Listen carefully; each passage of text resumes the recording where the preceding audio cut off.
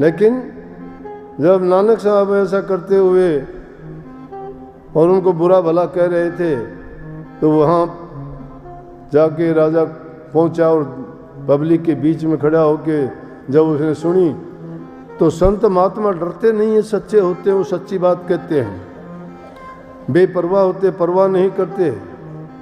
इसीलिए शब्द भी है कबीर साहब का, संतों के आगे कौन चीज़ बादशाही। संतों के आगे बादशाही किसकी है?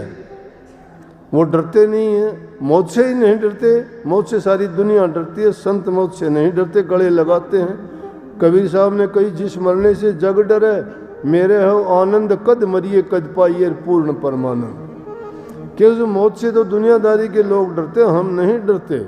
हम तो ये चाहते हैं कब वो मौत आए और कब हमें वो पूर्ण परमानंद प्राप्त हो, कब उस प्रभु के चरणों में जाके हम पहुँचें। इसलिए वो डरते नहीं हैं। राजा गया, कहने लगा वो फकीर कहाँ से आया? बोला हिंदुस्तान से।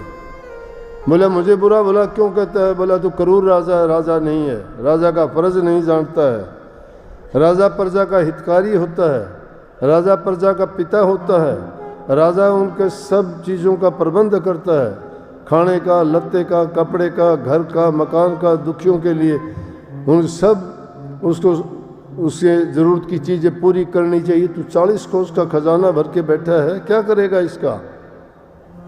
बस सच्ची बात जब किसी के समझ में आती है तो वो आदमी मान जाता है। राजा उसको कहने लगा कि दरबार में चलो। दरबार में गए, वहाँ राजा को समझाया।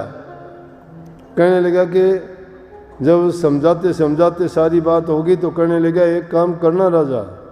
बोले क्या? अपनी उसमें से कपड़े में से सुई निकाल के दे दी कि ये सुई मेरे वहाँ भेज देना अगले लोक में, जब मैं आऊँगा जब ले लूँगा। बोले अगले लोक में कोई ले जा सकता है क्या कोई चीज़ है? बोला तू 40 कोस का खजाना कैसे ले जाएगा? और राजा को ज्ञान की ठोकर लगी, समझ आ गई। पूरे शहर में, बाजार में,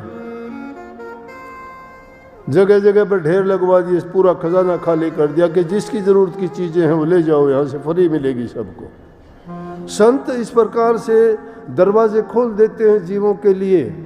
ये भी काल की जो जेल है, इसके दरवाजे खोलने के लिए संत आते हैं। वो उस नाम का ढिंढोरा पीट के उनके अज्ञान मिटा के हृदय में प्रकाश करते हैं। और जब ज्ञान का प्रकाश हो जाता है तो इंसान को समझ आ जाती है। समझ जब तक आती नहीं, परेशानी जाती नहीं। अब अभ्यास नाम ले लेते, अभ्यास नहीं करते। अभ्यास एक दिन में नहीं।